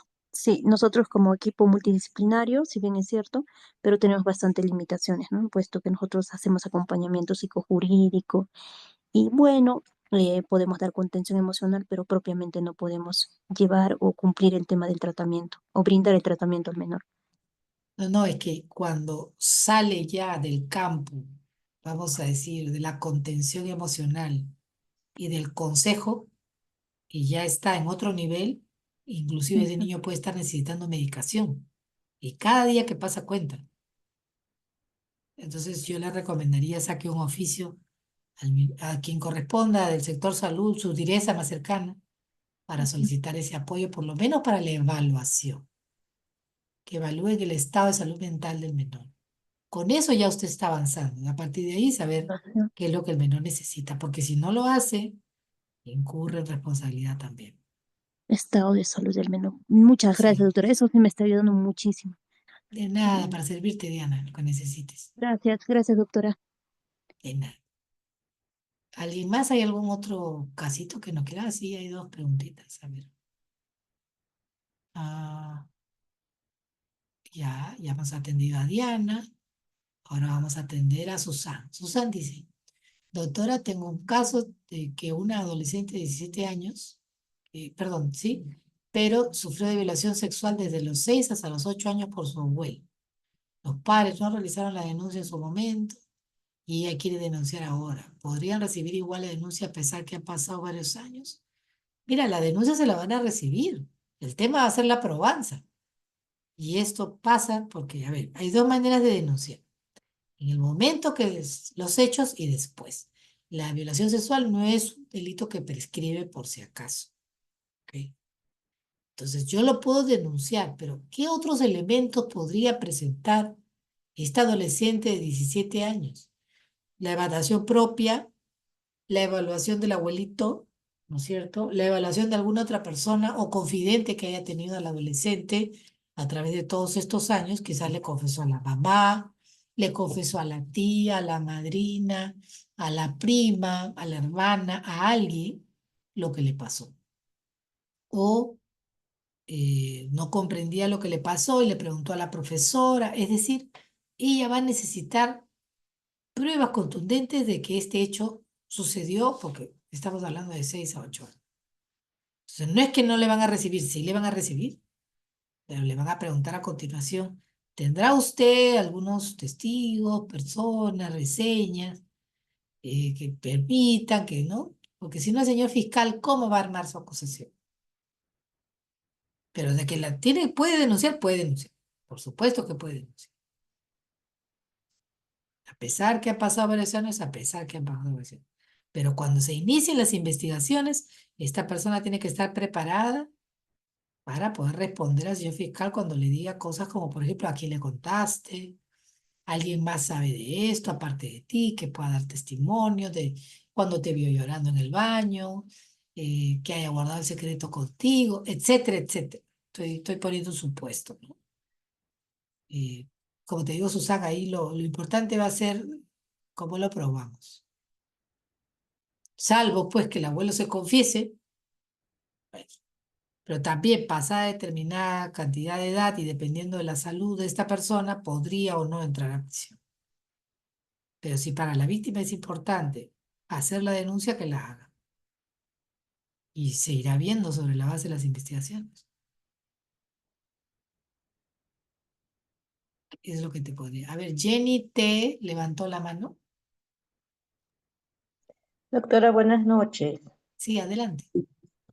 Doctora, mire, yo por cuestiones de la vida estuve una temporada viviendo en las comunidades donde hay todavía etnias como los Boras, los Yaguas, los Cucamas, y estas comunidades están a la margen del río Nanay en el departamento de Loreto. Lo que yo observé, doctora, fue que muchas adolescentes tienen hijos de hombres ya mayores de 8 a 10 años, ¿no? Entonces, cuando ellas van a registrar a sus bebés a la RENIEC, simplemente los registran, ¿no? Entonces, se suele escuchar mucho que este niño es de mi primer compromiso, este niño es de mi segundo compromiso. Entonces, ¿qué es lo que se podría hacer, doctora, en este caso? Porque realmente son muchas adolescentes de 13, 14, 15 años que tienen hijos de jóvenes de 22, de 28, de 35 años, ¿no? Y siguen conviviendo, terminan, se meten con otro joven y pueden tener hasta 5 o 7 hijos de diferentes papás, ¿no? Ya hasta que obviamente cumplen la mayoría de edad y ya pues consolidan a veces un hogar y otras veces no. Entonces, ¿cómo se podría paralizar esto sabiendo que ellos tienen un marco, digamos, de consuetudinario y sus costumbres y todo eso, doctora? ¿Qué consejo me podría dar? Y es bien interesante, ¿cierto? Porque culturalmente las personas, pues sabemos, ¿no? Tienen costumbres distintas, tienen parámetros de moralidad completamente distintos a los nuestros y también tienen cosmogonías completamente distintas. Entonces, en esos casos la intervención la hace el promotor de los centros de emergencia mujer, donde a veces el especialista, el promotor, se pasea por estas comunidades y son antropólogos y son sociólogos. Y ellos tienen maneras de intervenir en la comunidad para hacerles comprender que no es viable o no es aconsejable o se les recomienda, ¿ok? Que la iniciación sexual de las mujeres sea lo más tarde posible. Lo que he oído de estos antropólogos, sociólogos, que algunos me comentan, a veces, ¿no? Casos así como usted me está comentando, es que la razón que le habrían dado estas comunidades a estos antropólogos, a estos sociólogos, es que los hombres jóvenes de las comunidades, los que deberían ser los esposos, las parejas de estas chicas jóvenes, que vamos a decir, tienen la misma edad y deberían de grande casarse juntos, o por lo menos convivir juntos, abandonan las comunidades y se van a vivir a la ciudad. No les interesa vivir en comunidad, quieren la modernidad. Entonces, ¿quiénes se están quedando en las comunidades? Aquellos que son mayores, que tienen tierras que protegen, que ya, vamos a decir, tienen un patrimonio, por llamarlo de alguna manera, en tierras, en bienes, en animales, en chacras, ¿no? Entonces, ellos son los que se quedan y ellos son los que finalmente terminan siendo las parejas de estas jovencitas. A estas jovencitas, por otro lado, sus propias madres las educan para buscar pareja desde a partir de los 10 años. Entonces, como tú bien dices, es un tema cultural y aquí son dos factores. El promotor que llega a la comunidad para brindar esta nueva información, pero también en el colegio el tema educativo. O el tema educativo que haga entender mejores patrones de conducta y que van a asegurar que estas niñas que se inician muy temprano puedan vivir más. Cuando tú le explicas así a la comunidad sí te entiende. Yo me acuerdo haber participado de un acercamiento a los Pora Pora. Entonces, los Bora Bora tenían esa misma práctica, ¿no? Y poco a poco se han ido modernizando. Son uno de los que más atienden a los turistas ahora. Y entonces ellos, cuando se les explica, ¿no? Se les dice, mira, si esta mujer empieza a quedar embarazada a partir de los 11, los 12, va a llegar a tener fácil 18 hijos hasta que termine su edad reproductiva.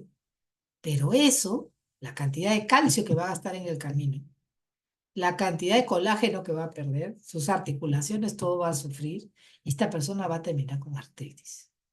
Y como consecuencia de ello se va a mover menos, se va a convertir a la larga en una carga de la comunidad, porque ustedes no la van a votar en su comunidad, y va a morir joven, antes de los 54 años. Y acá el médico le va a explicar, ¿no? Y vamos con un médico. Y el médico sacaba su mapa y les explicaba el cuerpo humano y etcétera, y lo escuchaban con atención. Cuando se convence al, vamos a decir, el líder de la comunidad, todo cambia. Todo cambia. ¿Ok? Tanto así que hoy en día los Bora Bora han dejado prácticamente la vida en comunidad, se han acercado a la ciudad y han cambiado ese patrón de conducta. Bueno, no creo que todas las comunidades, pero por lo menos algunas de ellas, han comprendido que sus mujeres van a vivir menos y que si tienen miles de hijos, ellos van a trabajar toda la vida para mantener a sus miles de hijos cuando existen métodos, también se les habló del control, de la planificación familiar, etc. Y cuando se les acerca información de ese tipo, ellos no la rechazan. Ellos no la rechazan. Más bien piden que se les brinde de manera gratuita estos métodos. También ellos tienen métodos naturales. Lo malo es que no siempre podemos confiar en el método natural, ¿no? El médico con mucha paciencia les explicaba, ¿no? Que la biología, ¿no? Que digamos a veces la biología nos sorprende, ¿no? Y ahí la chamana, la curandera le decían, no, pero mira que con estas hierbas la gente no queda embarazada. Sí, pero ¿qué le estás haciendo al cuerpo? Cuando quiera quedar embarazada, pues no voy a poder, porque le estás cortando, digamos, en la menstruación por etapas y al final esta persona quizás cuando desee llegar ya a un momento de concreción de un embarazo no va a poder. Estos otros métodos son más recomendables porque ¿no? Son más viables y poco a poco se fueron adaptando. Entonces para mí es un tema de educación, es un tema de acercarse, en donde sí no ha funcionado es en las poblaciones que no tienen contacto inicial con el Estado, que son poblaciones que viven alejadas, que no desean relacionarse con el Estado peruano y que tampoco se consideran parte del Perú. Ellos se consideran, tienen una cosmogonía distinta. Para ellos no hay una división en el bosque que diga hasta acá es Brasil, hasta acá es Perú. Eso ellos no lo consideran así. Ellos consideran que ellos son guardianes del bosque y donde sea que haya un árbol o haya bosque, ahí ellos pueden vivir. Sea en este lado de la frontera o sea en el otro lado. Entonces, claro, ya es mucho más difícil que el Estado los vaya a perseguir hacia otras partes, ¿no? Yo creo que todo esto es un proceso poco a poco, pero yo sí recomendaría un programa de educación que se acerque a estas comunidades. Si no lo tenemos, empezar a pensar en tenerlo. Y por lo pronto, el promotor de los centros de emergencia mujer tiene precisamente como función acercarse a estas comunidades con ferias, con caravanas amigas, de manera lúdica, haciendo poco a poco, ganándose la confianza de la comunidad hasta que pueda llegar al punto en el cual acerque la información. Es lo que te podría comentar, Yeri. Muchas gracias, doctora. De nada. ¿Hay alguna otra pregunta? ¿No? Ok. Entonces seguimos, ¿no? Un poco para volverles a comentar otras alternativas de servicios, porque no en todas las zonas hay. Es la defensa pública del Ministerio de Justicia y Derechos Humanos. Ellos tienen dos tipos de defensa. La defensa pública, que está orientada a la víctima, y la defensa de oficio, que está orientada al presunto agresor. El presunto agresor, que inclusive ya puede estar preso, puede también solicitar un defensor de oficio para participar en la audiencia. ¿Qué se va a buscar? Se va a buscar que la persona demuestre arrepentimiento delante del juez o de la juez, que demuestre de alguna manera las circunstancias en las cuales se produjeron los hechos, que trate de excusarse de alguna forma, pedir clemencia, ¿no? O cualquiera de los argumentos que tenga bien manifestar el abogado. Pero la defensa pública se dividió, como digo, en dos. La defensoría de oficio, que va para los presuntos agresores, y la defensa pública, que va para las víctimas. Y las condiciones para poder acceder a este servicio es que la persona no pueda pagarse un abogado. Como lo vemos, ¿no? Ellos tienen un registro de CISFO, que obviamente todavía requiere una actualización permanente, pero normalmente esas personas de escasos recursos, ¿no? Y luego tenemos los consultorios gratuitos de los abogados, de los colegios profesionales de abogados. Hay 40 colegios de abogados a nivel nacional. Usted puede escoger, hay casi más de uno por región. Entonces, ellos tienen lo que se llama la defensa pro bono. Los estudios de abogados privados también tienen la defensa pro bono, que es una defensa gratuita al año. Y también los consultorios gratuitos que están en los colegios de abogados hacen defensa gratuita. Es su servicio a la comunidad. No todos tienen consultorio, pero los que tengan, también se puede acudir a ellos. Ahí sí no hay condiciones de si la persona es pobre, si puede o no puede pagar al abogado. Sencillamente hay defensoría gratuita para quien se acerque. Ahora, aquí les tengo vamos a decir, este dibujo, donde ustedes pueden ver la ruta de atención y que señala cuáles son los derechos de las víctimas. Nos habla de la protección, la atención psicológica y el apoyo legal sin importar su nacionalidad o su situación migratoria, porque también puede darse el caso que alguna persona, ya me acuerdo, hasta primeras personas, las extranjeras, con el tema de venezolanas, ¿no? Señoritas venezolanas que empezaron a hacer pareja con el tema de la migración con personas peruanas, ¿ok? Entonces, venezolana con peruano, o al revés, ¿no? Venezolano con peruano. Pues no siempre las costumbres, las culturas o los valores de las distintas nacionalidades son los mismos. Y sí nos llegaron casos a través de la línea 100 de muchas venezolanas que reclamaban el maltrato del cual eran objeto, ¿no? Y en todos estos casos se les ha atendido. No nos interesa su condición migratoria. Si tiene documentos o no, igual se le atiende. ¿Qué más? En los casos de violación sexual, las primeras 72 horas posteriores a la agresión son muy importantes, yo diría vitales. Es decir, en las primeras 24 yo tengo la posibilidad de llevar este proceso rapidísimo, que es en caso de flagrancia. Luego, pasado ello, no debo dejar de preservar los indicios de la violación en el cuerpo de la víctima. Y como ustedes pueden ver, aquí tenemos la salud integral, la protección por parte de los abogados y la justicia por parte de los jueces. Esta atención médica también es derecho de todas las personas que han sido víctimas de violencia sexual o también maltrato. Y también durante el estado de emergencia se dio, a pesar del estado. Entonces, la salud integral se le va a brindar en cualquier establecimiento de salud. En caso de violación sexual, lo más importante que tenemos que tener en cuenta es la persona se le tiene que entregar un kit de emergencia que incluye anticoncepción oral de emergencia y medicación para evitar cualquier enfermedad de transmisión sexual. Sí o sí, la persona, el abogado, quien le acompaña, el pariente, tiene que exigir que le entreguen a la víctima ese kit.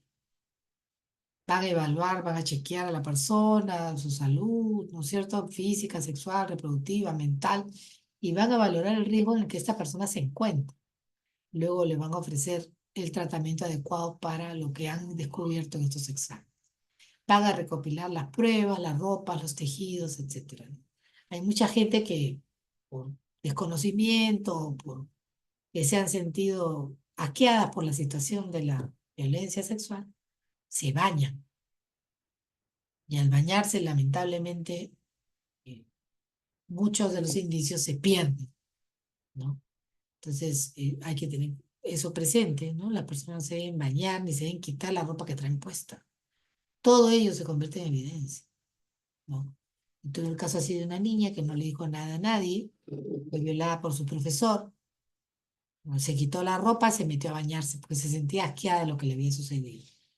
La encontraron llorando ahí en el baño, debajo de la ducha. La mamá le preguntó qué le pasaba y ella dijo, me ha violado mi profesor. Y ya se había bañado. Entonces la mamá, que por lógica entendía que era necesario que se hiciera un examen médico, como estaba, ¿no? La vistió, la llevaron la clínica, ¿no? Ahí fue tratada. eh, Había rastros del ADN en su cuerpo todavía. Se le hicieron las pruebas. Y la ropa de la niña tenía rastros de sangre, pero sangre que no era de ella, sino era del presunto agresor porque la niña le había arañado la cara. Y para suerte, de alguna manera había salpicado el traje y esa fue la prueba, ¿ok? Esa fue la prueba determinante para condenar a su violador. Coordinar además con el Centro de Emergencia Mujer, con la Fiscalía, ¿no es cierto?, que continúe con la denuncia para que puedan acceder al apoyo legal. En caso de embarazo producto de violación sexual, tiene derecho a recibir una evaluación integral para determinar si estás en riesgo de vida o si hay un tema de salud. Por ejemplo, se descubre que la niña está embarazada. La niña con síndrome de Down, que de repente de un momento a otro empieza a tener náuseas en su casa. La familia no entiende qué pasa, creían que ella había engordado. Es algo normal que puede pasar a cualquier persona, ¿no? Y era que estaba encinta. Y se dan cuenta por las náuseas y porque la llevaron a la clínica. Y luego se preguntaba a todos encinta de quién puede estar. Si aquí vive con su papá, con su mamá y con su hermanito. Encinta de quién puede estar. Y había sido encinta de el terapista físico que la atendía a la menor. ¿Y la menor qué creía? La menor creía que era su enamorada. Pero el señor tenía 33 años, más, y ella era una niña de 14. ¿No? Pero no tenía la capacidad para darse cuenta de que estaba teniendo un acto sexual. Menos todavía se dio cuenta de que estaba embarazada, ni comprendía muy bien tampoco qué era el embarazo. Entonces, y peor, cuando la fueron a examinar, la niña había sido contagiada de una enfermedad venérea, que sí ponía en riesgo su salud. Entonces, imagínense, todo eso se descubre con el tema de las náuseas. Entonces, ese kit de emergencia es importantísimo. Ahora yo les hago una pregunta a ustedes. ¿Qué pasa si la niña va con la mamá? Recaban todos los indicios, etcétera, etcétera. Entregan el kit de emergencia y le entregan la píldora del día siguiente. La píldora de AOE, anticoncepción oral de emergencia. Pero como esta familia tiene sus creencias religiosas, deciden no aceptar la píldora ni tomarla. Y se retiran. Son atendidos, etcétera, ¿no? Todo, la denuncia, todo conforme, pero no toman la píldora. Pasa una semana de los hechos y regresan al hospital pidiendo la píldora. Yo le pregunto a usted, ¿el hospital está en la obligación de dársela o no? Solo me tiene que contestar sí o no. A ver, No, yo no, espero. licenciada. A No, ver, ¿Por qué crees que no, Angélica? A ver, uy, ya tenemos varias respuestas. Porque ya pasó una semana ya, la píldora, debo suponer que esperar al día siguiente, ¿no? No se puede, doctor.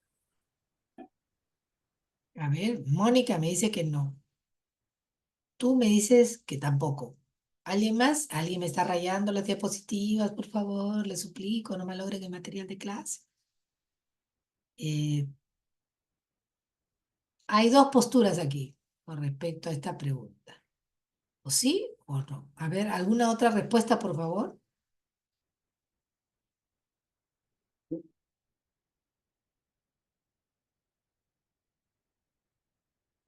Lo que sucede es lo siguiente. Toda persona tiene derecho al kit de emergencia. Completo, ¿ah? Toda persona tiene derecho al kit de emergencia. No es que, a ver, espérate un ratito, te voy a dar tu kit de emergencia. A ver, te doy esto, te doy esto, te doy esto, y apenas otras cosas no te doy, ¿eh? Eso no. El kit de emergencia es un paquete. ¿Cuál fue el error de la persona que atendió a esta familia? Entonces, el procedimiento puede tener errores, somos humanos.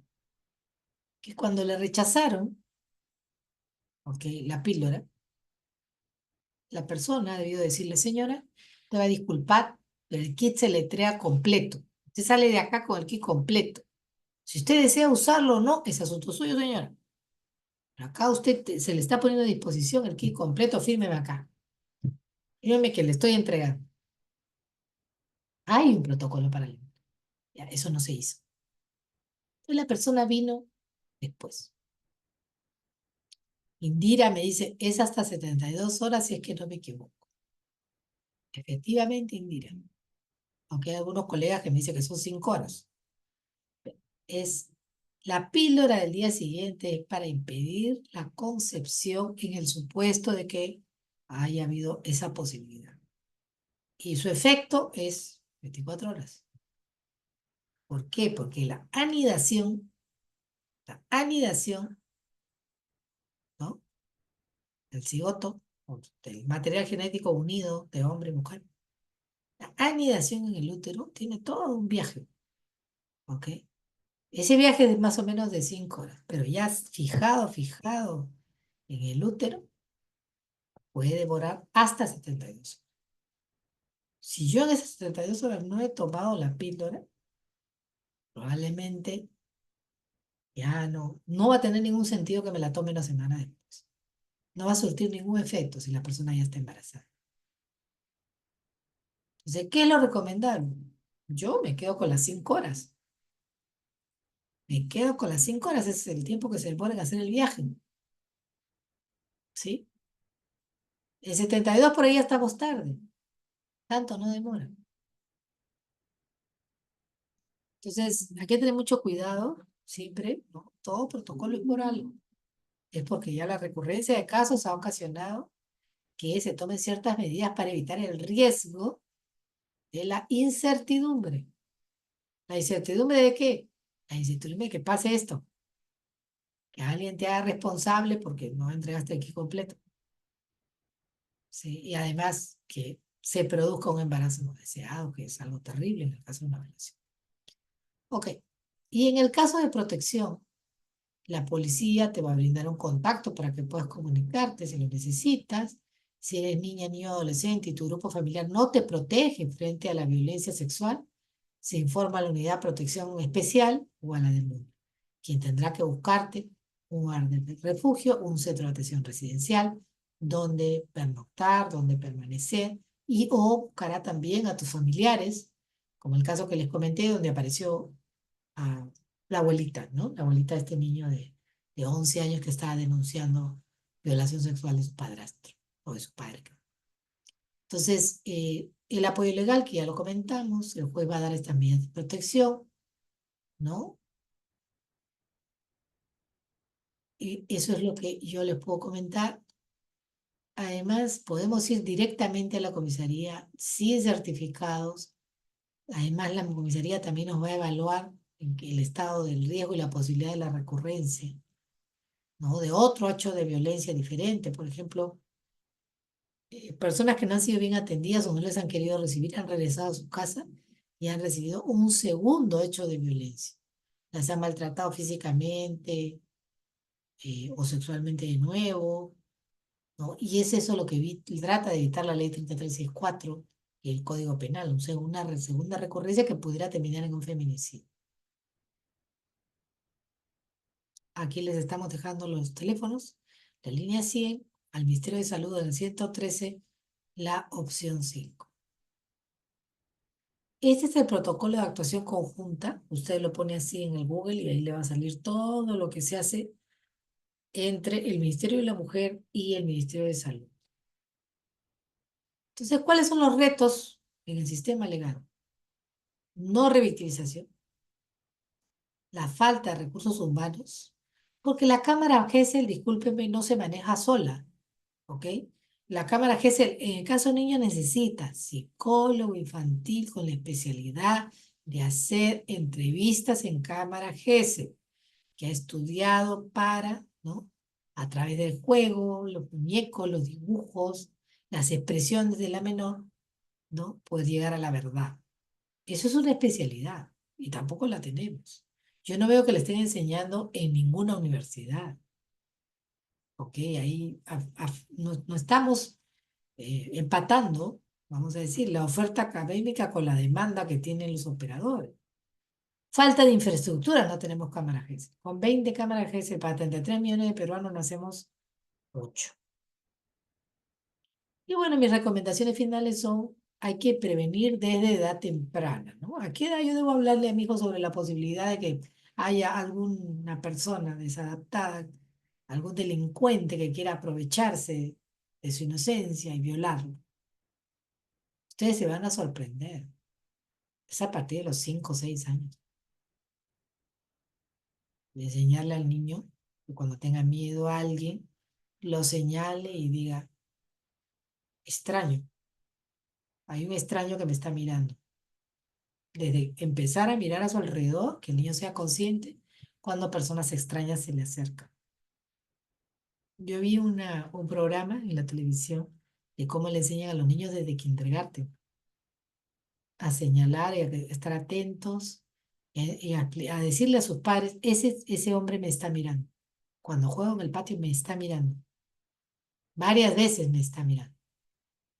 Y los padres inmediatamente pues toman las medidas que corresponden, a la profesora igual, ¿no? Entonces también sensibilización a nivel nacional para combatir la violencia basada en género, que empieza por no respetar o no ver a las mujeres como sujetos de derecho iguales a los hombres. Ahí empieza.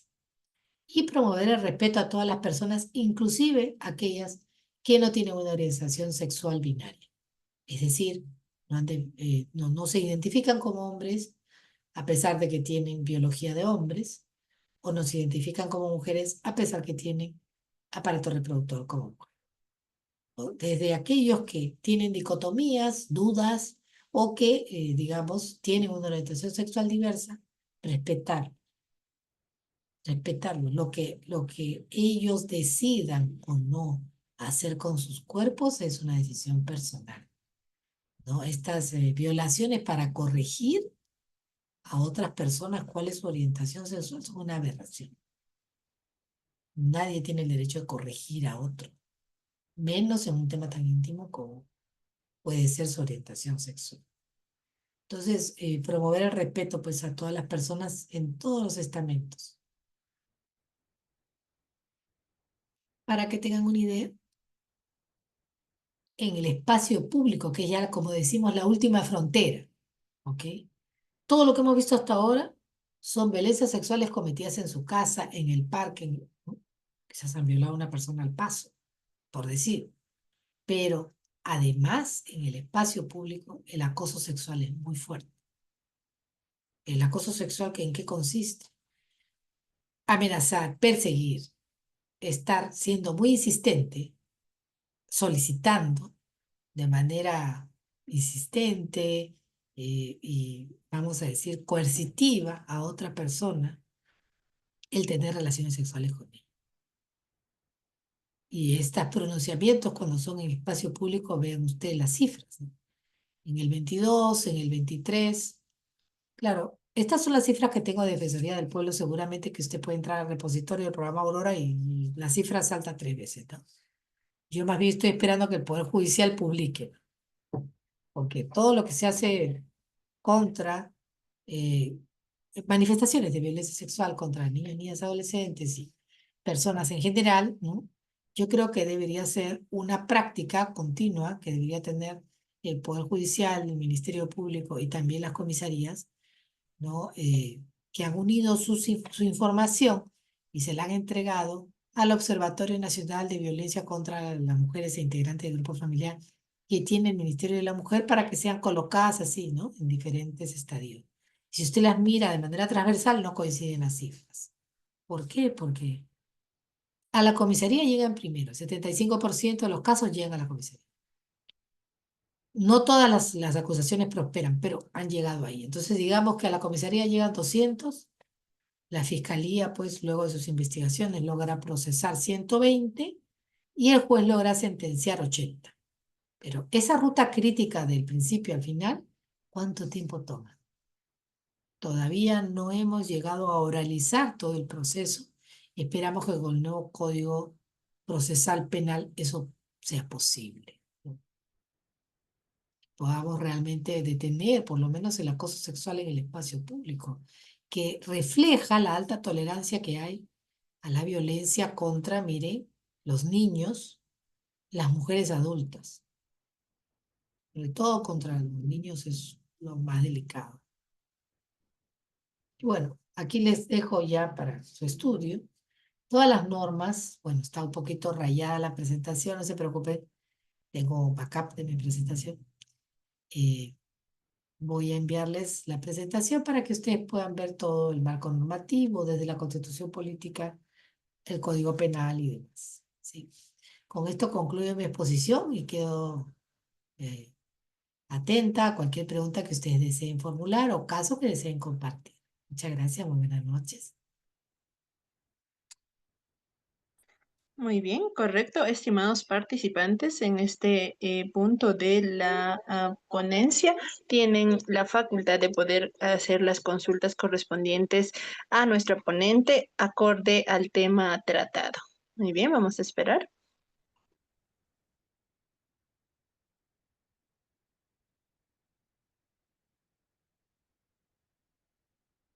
De nada, Joel, gracias a ti por tus preguntas. Gracias. Angélica estaba pidiendo el uso de la palabra, me pareció. Estimados, para brindarles el uso de la palabra, alcen la mano.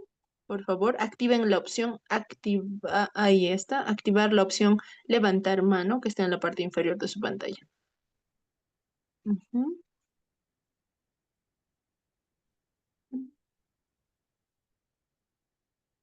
Doctora, al parecer tenemos algunas preguntas en el chat. Eso han sido Ay, Dios debidamente mío. respondidas ya, ¿verdad? A ver. Sí, sí, no la había visto. Acá dice, hay un caso donde una señora tiene un negocio de venta de cervezas, donde su vecino se acerca y le insulta con palabras oeces y la amenaza con matar. La señora denunció ante la comisaría y la comisaría califica como violencia de género, cuyos actuados se envían al juzgado de familia y el juzgado emite resolución indicando que los hechos no se encuentran dentro de la ley 3034 y lo deriva al juzgado de paz letrado por el tema de falta. Doctora, ¿es correcto ello? Gracias. Sí, es correcto. Eso no encaja dentro de la ley 3034, ni dentro tampoco como una expresión de violencia basada en género. Sí encaja dentro del tema de faltas. A mí lo que me preocupa es esta amenaza con matarla.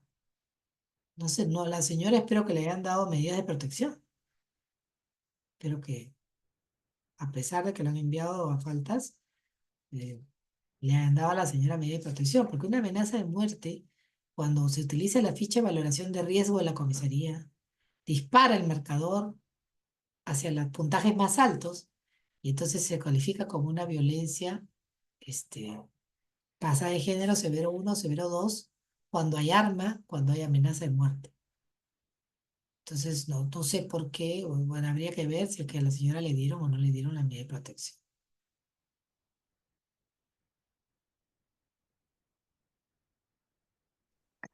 Muy bien. Eso sería con respecto a las preguntas que se encuentran en nuestro chat. No habiendo mayores dudas y consultas, estimados participantes, de esta manera estaríamos dando por concluido la presente sesión, no sin antes agradecer a nuestro ponente del día de hoy, a la doctora Ilia. Muchas gracias nuevamente por estar con INCAIP. Estamos sumamente agradecidos. Su mensaje final, doctora.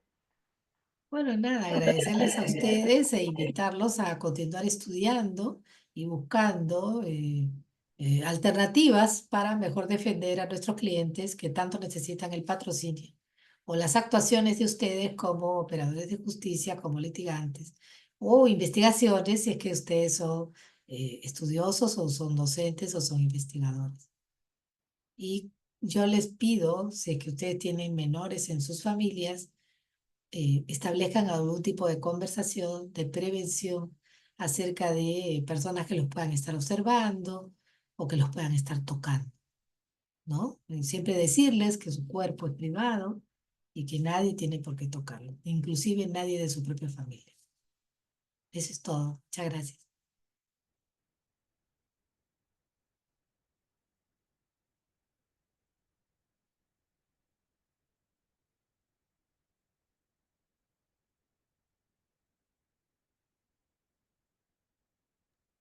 Bien, doctora, muchas gracias.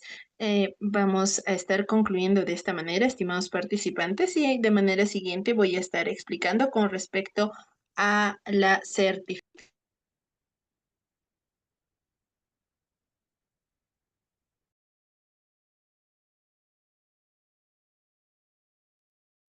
Bien, estimados participantes, como estaba mencionándoles, voy a explicar un poco más con respecto a nuestra certificación. La presente sesión estamos certificando para todos ustedes para 24 horas, por 24 horas académicas a nombre de nuestra institución y también del Colegio de Profesores de Ayacucho. Bien, para eso permítanme, voy a detener la grabación.